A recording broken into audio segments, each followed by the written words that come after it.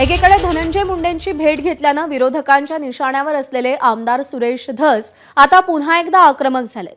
धनंजय मुंडे कृषी मंत्री असताना त्यांच्या निर्णयाची माहिती त्यांनी मागवली आहे। कृषी विभागाच्या खरेदी प्रक्रियेत भ्रष्टाचार झाल्याची तक्रार धस यांनी केली आहे।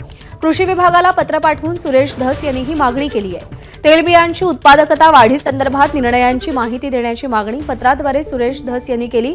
कापूस, सोयाबीन आणि तेलबियांची उत्पादकता वाढवण्यासाठीच्या पत्रव्यवहाराची माहिती मागवली गेली आहे। 2020 ते 25 दरम्यानच्या झालेल्या पत्रव्यवहारांची मागणी त्यांनी केलेली आहे।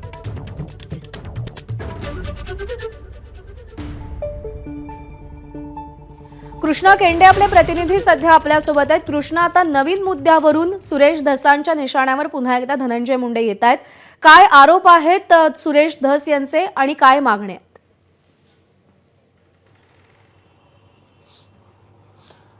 खरं तर सुरेश धस आणि धनंजय मुंडे यांच्या भेटीची बातमी बाहेर आल्यानंतर सुरेश धस यांच्या विश्वासार्हतेवरती प्रश्न या ठिकाणी निर्माण झालेला होता आणि त्यातून दोघांमध्ये काही सेटलमेंट झाली आहे का अशा पद्धतीचा सूर देखील या ठिकाणी आपल्याला पाहायला मिळाला।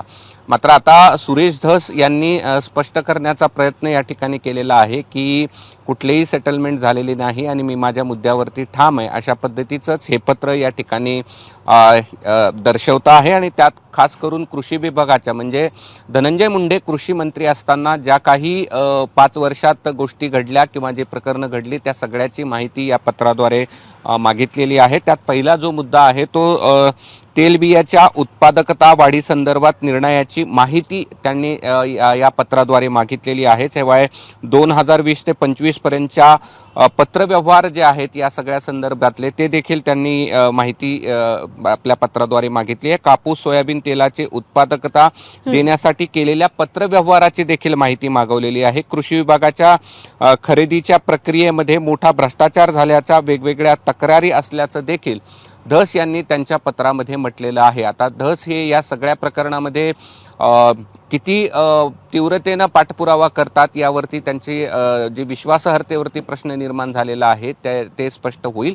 मात्र धस पुन्हा एकदा आक्रमक झाल्याचं आपल्याला पाहायला मिळतं आहे। नी कृषी मंत्री धनंजय मुंडे ज्यावेळी कृषी मंत्री होते त्यावेळच्या वेगवेगळ्या ज्या घटना आहेत किंवा जी प्रकरणं आहेत त्या सगळ्याची माहिती धस यांनी मागितलेली त्यांच्या पत्रातून आपल्याला पाहायला मिळतं आहे। प्रज्ञा, निश्चित आता या माहितीतून पुढे नेमकं काय समोर येतं हे पाहणं देखील महत्त्वाचं आहे। कृष्णा, धन्यवाद दिलेल्या माहितीसाठी।